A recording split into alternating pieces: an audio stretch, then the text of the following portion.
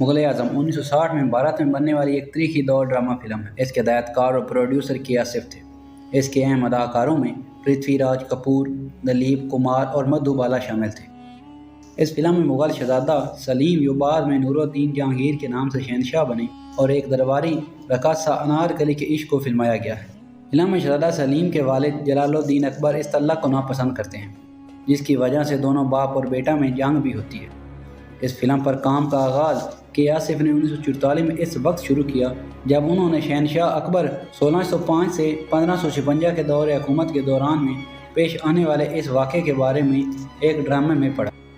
اس film کا کام مالی مشکلات اور دوسری وجوہات کی بنا پر تاخیر کا شکار ہوتا رہا۔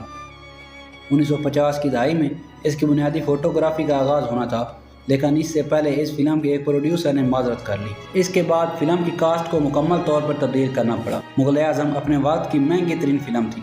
اس سے پہلے بھارتی سینماؤں میں اس سے زیادہ لاگت کی فلم نہیں بنی۔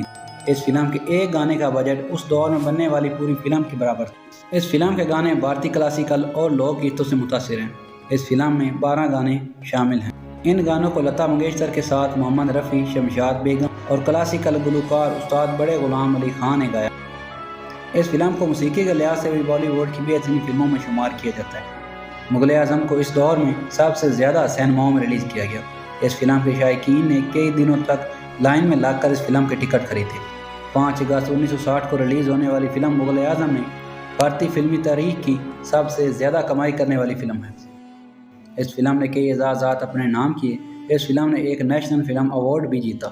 مغل اعظم وہ پہلی بلیک اینڈ وائٹ فلم تھی جسے ڈیجیٹل رنگین کیا گیا، جسے رنگین بنانے کے بعد دوبارہ سینماؤں گھروں میں ریلیز کیا گیا۔ اس فلم کا رنگین ورژن نومبر 2004 کو سینماؤں میں جاری کیا گیا، جو تجارتی حوالے سے کافی کامیاب رہا۔ اس فلم کو اپنی نو میں سنگ میل تصور کیا جاتا ہے۔